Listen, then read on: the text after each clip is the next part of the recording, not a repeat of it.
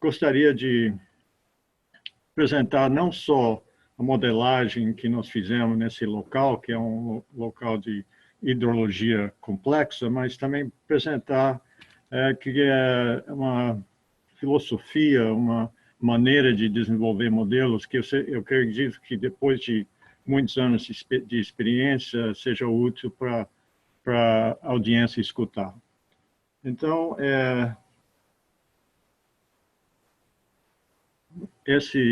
essa próxima transparência mostra um pouco da nossa experiência com modelagem na hidrofocas. Nós temos mais de 30 projetos por toda a Califórnia que nós usamos modelos subsuperficiais e usamos múltiplas plataformas integradas com o sistema de informação geográfica. Modflow é o mais comum, é o mais usado, mas também temos trabalhado com modelos de elementos finitos, modelos analíticos. Usamos também modelos de transporte de solutos, que eu vou falar um pouco hoje sobre o uso de MTD 3D, e também de calor, que é um modelo também útil em certas situações aqui. E também nós temos feito modelagem de zonas não saturadas. E também, além dessa experiência de criar modelos, nós temos revisados modelos de outros consultores.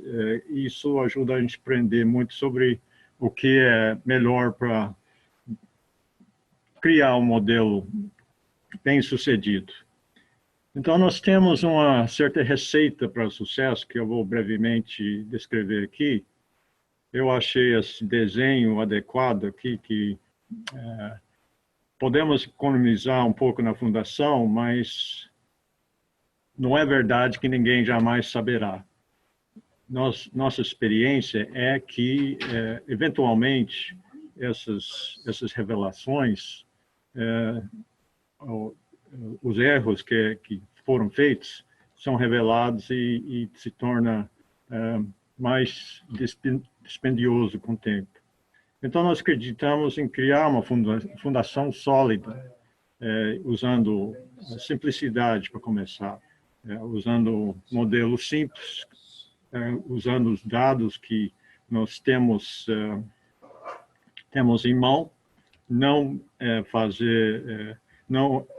usar parâmetros excessivos. Nós encontramos em muitos modelos que nós temos revisados que muitas vezes é um excesso de tentar maximizar a correlação entre os valores observados e os valores do modelo, de uma maneira que tem excessos de parâmetros no modelo, e isso torna um problema de confiabilidade. Então, nós seguimos essa obediência que é conhecida. O Einstein diz que faz o modelo mais simples possível, mas não simples demais. Nós acreditamos em um desenvolvimento iterativo. Eu vou falar sobre esse desempenho hoje, no modelo que foi criado nessa situação, mas basicamente é o processo de criar um modelo conceitual, criar um modelo numérico baseado nos dados que tem, mas sempre revisando aquele modelo conceitual para determinar se realmente nós estamos no caminho certo com o modelo numérico. E o resultado é confiança. Nós queremos a confiança não só do cliente, mas também a confiança da comunidade reguladora, que é muito importante aqui na Califórnia quando se fala em qualidade de água subterrânea. Fundação fraca resulta em ciência compatível. Quando o modelo não é confiável, que não tem a capacidade de prever o futuro, nem capacidade de ter uma correlação boa entre os dados e os resultados do modelo, cria uma situação em que abre a porta para protestos pela pública, pela comunidade reguladora.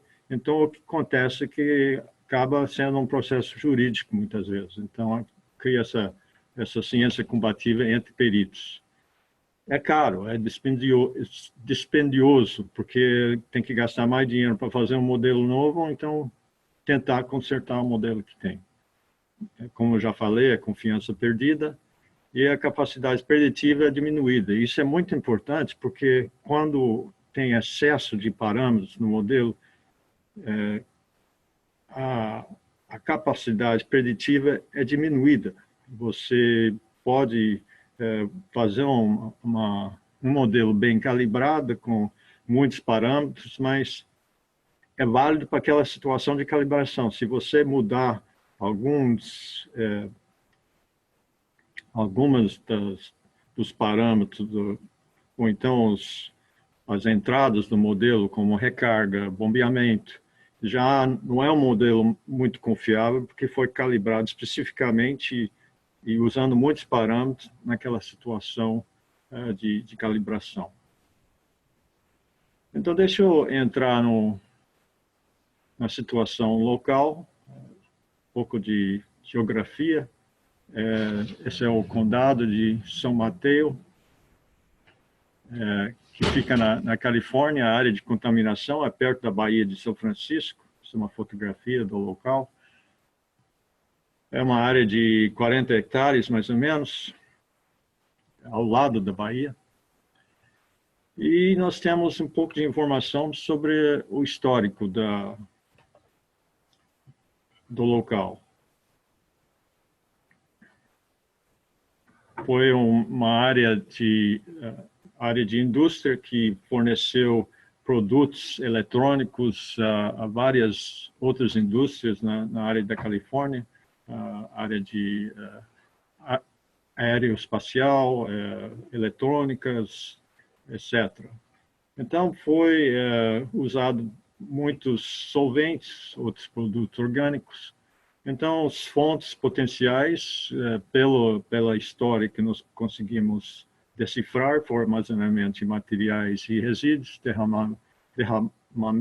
derramamentos, tanques de evaporação, vazamentos hidráulicos, e teve algumas fontes externas também.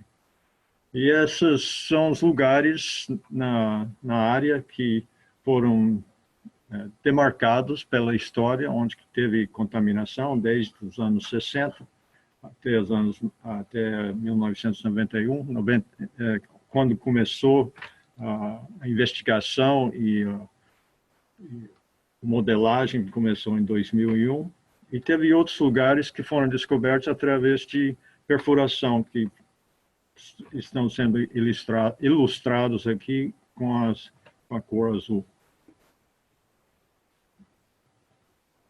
E foram demarcados várias plumas de contaminação. Foram descobertos 3 contaminantes principais, bifenilos policlorados, dicloroetileno, que é o maior, e clorobenzeno. Os bifenilos policlorados foram usados mais como isolação de transformadores, essas coisas, e são muito imóveis na superfície. Então, não foram uma preocupação muito grande, apesar que o risco para a saúde humana é muito grande. Os 2 principais foram o clorobenzeno e o dicloroetileno. Então, nós embarcamos nesse trabalho de desenvolver um modelo em 2001, fazendo essas seguintes perguntas para ter informação para a análise de risco que estava sendo feita pela comunidade reguladora do Estado. Nós queríamos saber para onde vão os componentes dissolvidos nas águas subterrâneas, quando eles chegam lá, quais são as suas concentrações quando chegam e como as concentrações podem mudar ao longo do tempo. É uma área, como eu já falei, perto da Bahia, mas também é perto de lugares ou bacias de evaporação para a produção de sais. Então, isso tem que levar em conta também, porque criou uma situação de salinidade muito alta nas águas subterrâneas. Então, nosso processo de desenvolvimento foi sequencial e iterativo. Primeiro, nós desenvolvemos um modelo conceitual para definir o sistema hidrogeológico. Criamos depois, baseado no que a gente sabia pelo monitoramento que foi feito de 1991 a 2001, foi criado um modelo numérico para quantificar o fluxo de águas subterrâneas e também criamos um modelo de transporte de solutos para quantificar o transporte.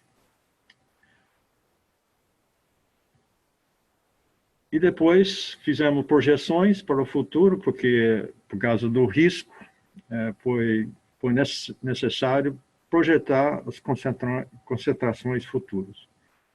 Mas para avaliar o modelo, nós fizemos uma análise de sensibilidade e incerteza, e depois tivemos a oportunidade de fazer uma auditoria pós-desenvolvimento do modelo.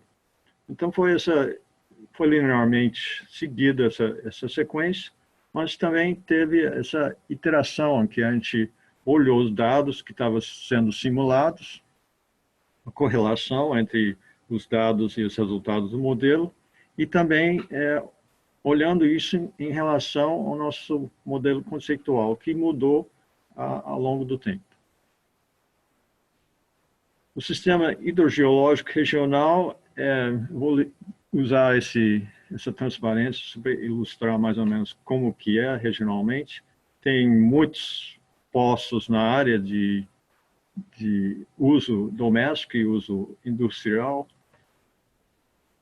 e a maioria dos poços ficam no aquífero inferior, mas também tem alguns poços que ficam no aquífero superior. Esses dois aquíferos são separados pela camada confinante, local de contaminação aqui é a Baía de São Francisco. E é importante reconhecer que toda a contaminação está nesse aquífero superior. Então, o foco do nosso modelo do local foi o aquífero superior. Mas também o John Field, quando trabalhava no US Geological Survey, criou um modelo regional que inclui o aquífero inferior também. Então, os dois modelos foram usados para simular fluxo de água subterrânea no local e também transporte de contaminantes. Os testes de bombeamento foram feitos perto do local. Esse ponto vermelho foi um poço que foi bombeado e foi olhado, foi monitoreado, foi medido rebaixamento em outros poços na área. Foi um teste de 8 dias, então o rebaixamento nesse poço aqui foi 17 pés, ou seja, mais ou menos 5 metros. Aqui foi um rebaixamento, teve um poço no meio da baía, ao lado de um suporte da ponte, 1 metro mais ou menos, aqui 45 centímetros. E mostra uma coisa importante, que tem transmissão de pressão por baixo da baía. Isso é um ponto importante para o sistema regional. Também foi criado curvas de nível de lençol freático e linhas de fluxo estimados, que ajudou nós a criar a área do modelo local. Essas curvas de nível foram usadas para demarcar o modelo para o lado norte e o lado sul, e essas linhas de fluxo foram usadas para demarcar a área do modelo no leste e oeste. Mas também, como eu já falei, há uma salinidade alta nessa área do norte da área de contaminação, que é essa representada pelo seu oval verde. Então, nós conseguimos decifrar que não havia fluxo para esse lugar por causa da variabilidade de densidade. Então, a densidade é tão alta aqui por causa da salinidade que não tem fluxo do modelo, da área do modelo para o norte. E, além disso, tem outros drenagens que levam a água para fora do local. Essa malha do modelo é mais fino na área de concentração, menos fino nas outras áreas. E esse é mais ou menos os fluxos do modelo. Como eu falei, essa demarcação aqui é para o norte, é uma interface com água salgada, então é um fluxo nulo. E como é um lugar de água subterrânea muito rasa, tem drenos em vários lugares, por exemplo, por baixo da passagem subterrânea, da ferrovia e a estrada. E tem drenagem para um córrego aqui perto, tem outra drenagem aqui. Então, essa faz parte do movimento da água subterrânea, são os drenos que coletam água raso subterrânea. E tem a recarga de precipitação e o fluxo subterrâneo regional. E também temos um fluxo ascendente regional do aquífero inferior. Então, temos essa camada de confinamento regional que separa, como eu mostrei antes, separa o aquífero inferior do aquífero superior, e nós dividimos o aquífero superior em 3 camadas. Então, claramente que um modelo, através de métodos numéricos, resolve essa equação de fluxo de águas subterrâneas, que essencialmente é a quantificação da variabilidade espacial de níveis de água subterrânea e condutividade hidráulica.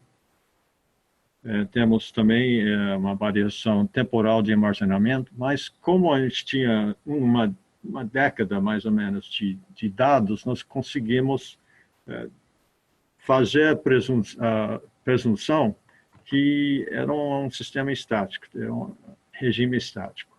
Então, esse termo, que é a variação temporal de armazenamento de água subterrânea, é nulo. Então, nós temos fontes e sumidouros, que são os drenos, por exemplo, e temos condutividade hidráulica horizontal, que foram estimadas através dos resultados de teste de bombeamento, e também condutividade hidráulica vertical, também de teste de bombeamento. Então, nós calibramos esse modelo em três passos. Primeiramente, nós focalizamos na condutividade hidráulica horizontal. Em segundo lugar, a condutividade hidráulica vertical e o fluxo através da camada confinante, usando o modelo regional que eu mencionei antes. Inicialmente, nós tivemos essa variação de valores de condutividade hidráulica. Isso aqui é pés por dia, então, mais ou menos 15, máximo é 15 metros por dia, mas a maioria era perto de 2 metros por dia, mais ou menos, que foi usado originalmente no modelo. E o R quadrado médio da raiz do modelo original era 2 pés ou 60 centímetros, mais ou menos. e a calibração da condutividade hidráulica horizontal melhorou quando nós fizemos um pouco de ajuste nos parâmetros. Nós consideramos praticamente a condutividade hidráulica constante pelas camadas. Então, não teve assim áreas de parâmetros diferentes. Nós tivemos informação que poderia usar áreas diferentes. A calibração da condutividade hidráulica vertical foi estimado por um teste de bombeamento, um poço que estava nessa camada 3, e nós medimos a resposta na segunda camada, nesse R19. Então, experimentamos vários valores da condutividade vertical para correlacionar aos valores dos dados do teste de bombeamento. E conseguimos um valor de 0,5 ou 0,5 pés por dia.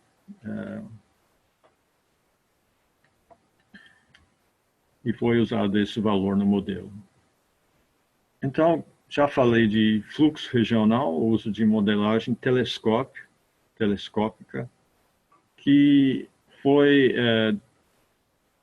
desenvolvido no US Geological Survey, esse modelo regional, que é uma área muito maior do que esse lugar de contaminação, mas serviu para estimar os fluxos laterais e ascendentes no modelo do local de contaminação. Então, foi muito útil ter um modelo calibrado na região para usar esse desempenho telescópico, onde o modelo ficava situado no meio do modelo maior regional. Então, usando essa técnica, nós conseguimos um quadrado médio de raiz do modelo 50% a menos do que o original, e os curvas de nível de lençol freático tem uma correlação boa com os observados. E temos, pela variação de níveis de água subterrânea observados, temos uma boa correlação. Então, nós seguimos para criar um modelo de transporte, o MT3D, que, na verdade, é uma equação que tenta calcular a mudança de massa dos contaminantes, não só dissolvido, mas absorvido na fase sólida também, pela advecção, pela convecção, pelos fluxos de fontes sumidoras e reações geoquímicas. Então, uma maneira mais fácil e mais clara de falar, a mudança é uma declaração de balanço de massa do contaminante. Então, essa mudança na massa armazenada é igual à diferença entre os fluxos de massa entrando e saindo devido à convecção, advecção de fontes suprassumidores e reações químicas. Então, alguns valores nessa equação vêm do modelo de fluxo. Como não tinha um fluxo de saída, esse termo foi nulo. Os fluxos de água subterrânea do modelo, aqui a velocidade é o fluxo entrando no modelo. E nós temos valores de porosidade obtido das perfurações, análise de solos que foram feitos das amostras de perfuração. E também entramos com os valores de dispersão e difusão através da literatura e pelo tamanho das plumas. E a taxa de degradação foi também da literatura. Não, taxa de degradação, me desculpe, foi um valor calibrado usando o modelo. E esse coeficiente de partição também foi obtido da literatura. Então, de novo, nós seguimos num espaço que fazia bom senso para nós. Minimamente retardado pelo solo é o clorobenzeno, e minimamente degradado. Então, foi um constituinte que foi mais fácil, porque não era afetado tanto pelas reações químicas e nem eram produtos de decomposição de outros compostos na água e o solo. E depois nós seguimos para simular o dicloroetileno e os bifenilos policlorados. Nós, apesar de ser um risco de saúde grande, nós não preocupamos com a simulação excessiva desses constituintes, porque a distribuição era muito pequena, o plume era muito pequeno. Então, criamos um modelo histórico de transporte soluto de 1988 a 2002. Inicialmente, nós consideramos uma situação isotrópica de condutividade hidráulica de oeste para leste e norte-sul. E nós não fomos muito felizes na correlação entre as concentrações medidas e o resultado do modelo. Então, nós olhamos mapas históricos da área da Bahia e nós descobrimos que provavelmente tinha uma preferência de fluxo de oeste para o leste, indicado pelas esses canais de drenagem. Então, nós presumimos nas águas subterrâneas, no aquífero, tinha também essa preferência. Originalmente, na situação isotrópica, a condutividade hidráulica nessa direção era igual à condutividade hidráulica dessa direção. Mas nós mudamos para ser 2 para 1. Nessa direção era 2 vezes o valor dessa direção. E melhorou bastante a simulação. A correlação era bem melhor usando essa situação anisotrópica. E as projeções do clorobenzeno foram feitas com esse modelo até 2072. E podem ver que as concentrações chegaram abaixo do nível máximo permitido pelo Estado dentro de 10 anos, ilustrado pela essa linha vermelha, em partes por bilhão. E esse slide mostra a diminuição do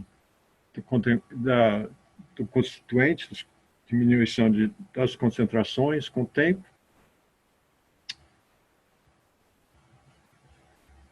E nós, então, procedemos para simular o transporte de cloroetileno, que foi a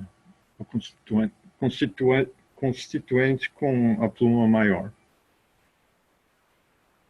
Nós, inicialmente, presumimos que não havia degradação desse constituinte. Mas, como podem ver, a correlação não era tão boa. Não tinha uma correlação muito boa em vários casos, entre os valores simulados e os valores, as concentrações medidas.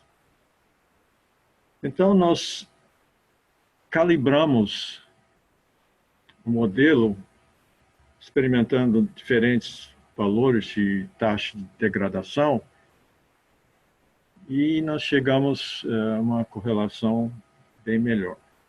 Então, tem 2 exemplos aqui, na simulação de clorobenzeno e simulação de cloroetileno, que demonstra esse processo iterativo, em que a gente examina os resultados e volta para o modelo conceitual e modifica o modelo numérico conforme essa reavaliação. E as projeções de cloroetileno também abaixaram para menos da concentração permitida dentro de 10 anos. Então, depois de tudo isso, nós tivemos que olhar nossas limitações e incertezas. Todos os modelos são incertos, e tem incerteza, e tem que, quando apresenta um resultado de um trabalho de modelagem, nós acreditamos que tem que apresentar uma variação de resultados conforme a quantificação da incerteza do modelo.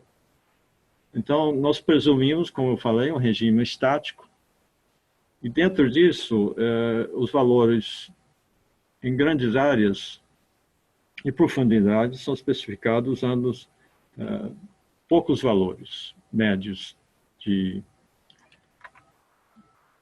resultando dos testes de bombeamento. Mas houve incerteza de recarga e bombeamento no futuro. Pode ser que, por causa de mudanças climáticas, pode mudar a recarga e também por causa de uso de água subterrânea pode aumentar o bombeamento. Nós simulamos essa incerteza para dar uma variação de respostas. E também tem o possível efeito de diferença de densidade de água doce e salgado que foram ignorados no modelo. Nós já fizemos vários modelos em áreas que têm interface com o mar, ou então a baía, e de modo geral essa presunção é válida. Mas nós testamos essa presunção também. Então, a sensibilidade do modelo, quão errado pode ser? Essa sempre é uma pergunta importante, não é? Nós temos que sempre perguntar qual o tamanho do nosso erro. Então, nós estimamos, usando um modelo calibrado, 20 anos para a concentração de cloroetileno cair para abaixo de 0,1 parte por bilhão em águas subterrâneas. Mas nós simulamos também com 20% de recarga aumentada. Diminuída não vai fazer diferença, vai aumentar o tempo, mas se a recarga foi maior, precipitação maior, cai para 19 anos. 20% de bombeamento aumentado, 22 anos. E usando uma simulação que leva em conta melhor a interface de água doce com salgado, fica 20 anos mesmo. Então, nós entramos numa fase em 2002, depois de 2002, de fazer o que nós chamamos de pós-auditoria. Quão errado estava o nosso modelo. Isso é um exercício muito útil, mas é pouco feito por causa de tempo. Mas nós entramos no processo de examinar a concordância entre projeções do modelo e observações após o desenvolvimento do modelo, e também concentrações observadas e calculadas pelo modelo comparado após de 2002. E foi feito essas auditorias em 2007, 2011, 2013 e 2015. Então, vou mostrar aqui a auditoria de cloroetileno e, de modo geral, a correlação entre as concentrações depois de 2002 até 2015 foi boa, em quase todas as situações. A única situação que foi um pouco fora foi esse posto de monitoramento aqui, e nós tem evidência que há uma fonte de contaminação que vem fora do local que está influenciando as concentrações nesse poço. Então, posso oferecer essas conclusões, que o modelo final aproxima condições locais complexas, espacialmente variáveis, mas usando o modelo mais simples possível. dada a incerteza nos lugares de origem e concentrações, houve uma boa concordância entre concentrações observadas e calculadas pelo modelo. E os resultados da pós-auditoria foram favoráveis e, de uma maneira geral, houve uma boa concordância entre as concentrações projetadas e observadas. E ofereço aqui umas concentrações finais, que o modelo numérico é tão bom quanto o modelo conceitual. Como eu tentei ilustrar nessa palestra, foi o valor de criar um modelo conceitual, mas sempre está aberto a mudar aquele conceito, aquele modelo conceitual, e usando os resultados do modelo em relação aos resultados dos testes de bombeamento, as concentrações, o monitoramento, etc., para sempre avaliar o modelo conceitual. Sempre tem mais informação que podia ter obtido, mas nós fizemos o melhor com o que tinha e que os dados que foram coletados. Começamos simples, usando o que é já conhecido, não tentando, no início pelo menos, fazendo muitos ajustes nos parâmetros, foi minimizado o ajuste nos parâmetros, foi empregado um desenvolvimento sequencial e iterativo. Essa parte sequencial também ajuda nós a aprender sobre o sistema. E é importante para nós reconhecer que o modelo é uma ferramenta que é usado para prever o futuro, mas mais importante, uma ferramenta para aprender sobre o sistema hidrogeológico. Então, é usado nesse sentido de ajudar nós e o cliente e os reguladores a aprender sobre o sistema. E foi muito importante identificar limitações e explorar a confiabilidade, usando análise de acessibilidade e também a pós-auditoria. Então, com isso, agradeço muito. Obrigado.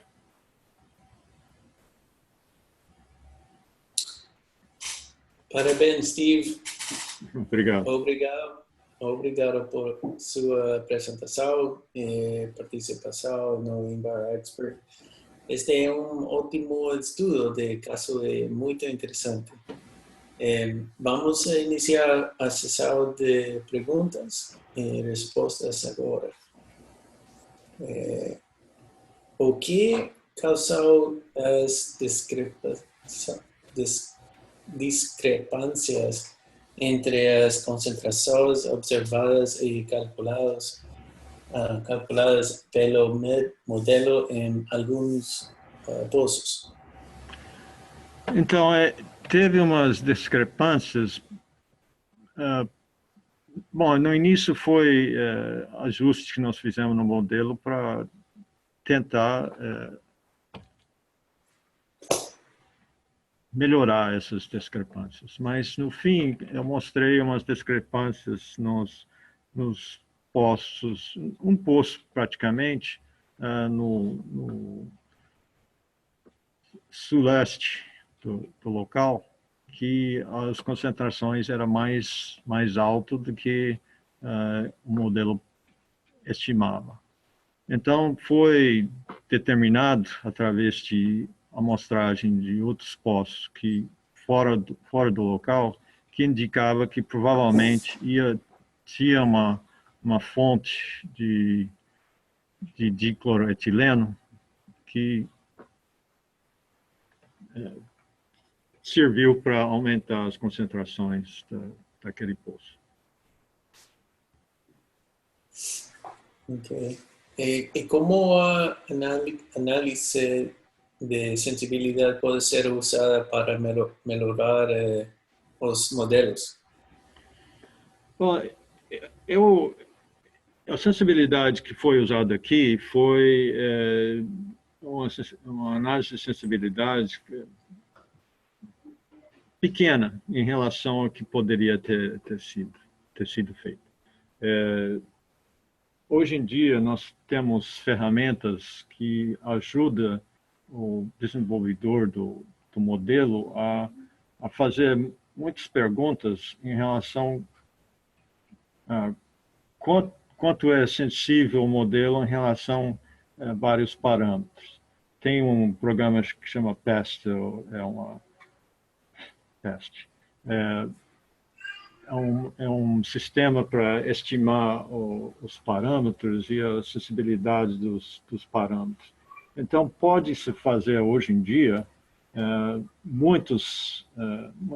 funcionar o modelo muitas vezes com diferentes valores de parâmetros entre que fica os valores ficam dentro dos valores que são medidos no campo, uma variedade que é representada pela literatura, e dá uma resposta para o modelador da variedade do resultado em relação a essa mudança do parâmetro.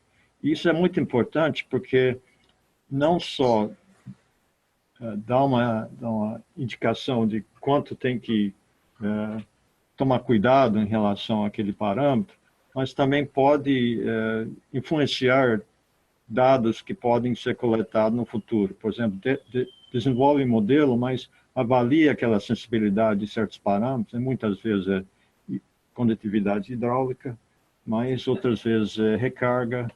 Então, pode incentivar o modelador e o pessoal que está envolvido no projeto a coletar mais dados para ficar uma resposta, uma definição melhor daquele parâmetro. Por exemplo, nós temos um projeto que nós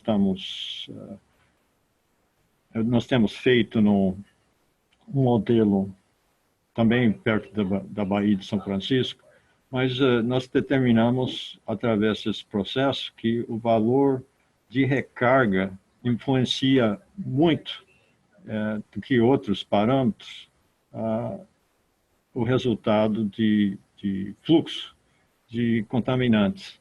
Então, foi iniciado um processo de tentar quantificar melhor a recarga para melhorar o modelo. Esse é um exemplo, mas é um processo muito válido para quantificar a incerteza do modelo e usar aquela incerteza para dar uma variação de resposta. Por exemplo, mudando a recarga 50%, o resultado do fluxo de contaminantes também muda, vamos dizer, 100%. Então, isso tem que ser quantificado quando relata os resultados do modelo. Bom, e como o modelo pode ser otimizado e processado efetivamente quando após o tempo disponível para desenvolvimento e poucos dados? Essa é uma boa pergunta e acontece frequentemente, não é? Nós temos dados limitados e nós temos clientes ou comunidade reguladora que quer uma resposta.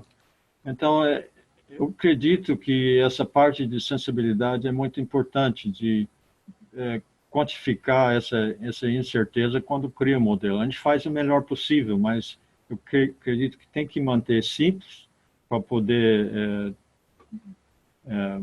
não criar um modelo que não tem muito valor quando vai prever uma situação que muda uma coisa em termos de gestão de água ou remediação, essas coisas. Então, eu acredito que a maneira mais eficiente para proceder quando tem pouco tempo e poucos dados é criar um modelo mais simples possível, usar os parâmetros que é conhecido através de qualquer dado que nós temos, mas usar esse processo de análise de sensibilidade para determinar qual é a variabilidade nas respostas. Por exemplo, vai criar um resultado, o modelo vai dar um resultado de quanto tempo leva para diminuir a concentração ou aumentar a concentração com o tempo, Então, em vez de dar uma resposta só, dá uma variação de resposta conforme os números, os parâmetros no modelo que são modificados para acomodar essa sensitividade e essa incerteza no modelo. Bom, e qual é uma coisa que você, em retrospectiva, poderias ter feito diferente para melhorar o modelo?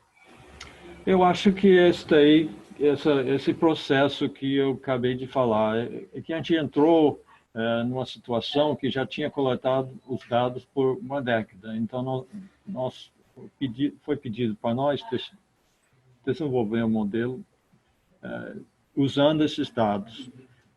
O ideal seria de, talvez, começar com o modelo mais cedo, desenvolvendo o modelo talvez nos anos 90 e modificar a coleção de dados para baseado nesses testes de sensibilidade, por exemplo. Poderia e também influenciar a coleção de dados, por exemplo, podia ter feito algum outros testes de bombeamento em lugares que a gente não tinha muita certeza da condutividade hidráulica, também verificar essa anisotropia através de testes de bombeamento mais prolongados e melhor desenhados. Então, esse processo iterativo seria interessante para dirigir a coleção de dados. Eu acho que isso seria uma situação ideal, reconhecendo também que é uma situação difícil de encontrar muitas vezes. Mas uma coisa importante que eu não falei durante a palestra é que essas perguntas foi para satisfazer as necessidades de uma avaliação de risco do lugar. Os reguladores queriam saber qual que era o risco para a saúde humana e para o ecossistema. Então, o modelo serviu para demonstrar que as concentrações iam diminuir com o tempo. A auditoria verificou isso. Então, os reguladores não exigiram que fosse instalado um sistema de tratamento, um sistema de remediação. E isso economizou clientes milhões de dólares, não é? Então, quando a gente investe em coleção de dados e desenvolver um modelo que tem confiança, que é confiável, aí pode economizar ao longo do tempo, porque não tem... Em alguns casos, não é todos os casos que são assim, mas pelo menos eu acredito que bons dados e um bom modelo pode ajudar para otimizar o tratamento, ou remediação que talvez seja necessário no lugar. Bom, obrigado. Steve, tem muito mais perguntas. Tem mais? Ok, pode. Okay. Bom. Qual tipo de poço foi feito teste de bombeamento para determinação de condutividade? Foram poços de monitoramento mais alargados. Então, foi instalado... Porque quando tem contaminação, tem que ter muita preocupação na instalação de poços, não é? Você não pode criar um poço que deixa... que permite transporte de contaminantes para diferentes camadas. Então, foram feitos testes em poços maiores, mas instalado como se fosse um posto de monitoramento, mas com tubulares maiores para poder retirar água suficiente para poder medir em outros postos de monitoramento. Não foram usados testes poços de produção, porque não tinha no local, então foram poços instalados, foram usados para monitoramento e para bombeamento. ¿Había prefiltro en esos pozos? Porque no fueron retiradas amostras de solo para ese ensayo. Esos test en loco tienden a horizontalizar la captura de las aguas.